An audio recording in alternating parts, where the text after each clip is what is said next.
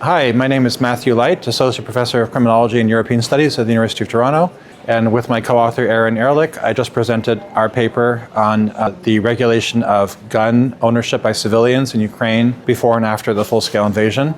The paper was motivated by our interest in understanding how attitudes toward weapons among both citizens and policymakers evolve in context of crisis and security challenges. What we found is that in a period until the full-scale invasion, there was relatively little movement in either public attitudes or government policies on whether civilians should be allowed to own weapons. The policies that Ukraine has been operating with since independence is that long guns for hunting and sport are basically permitted with regulation, whereas civilians may not typically own handguns, so pistols and revolvers for self-defense. Those are not normally allowed in Ukraine.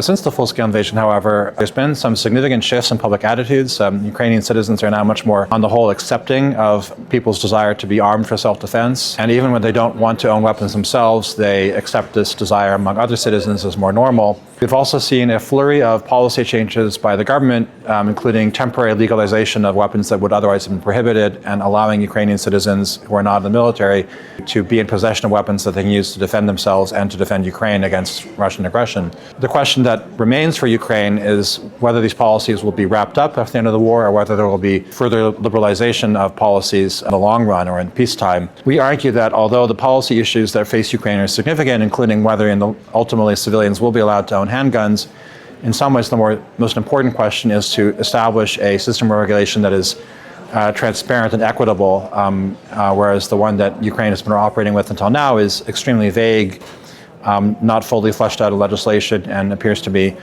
severely impaired by a lack of accountability in how it's implemented.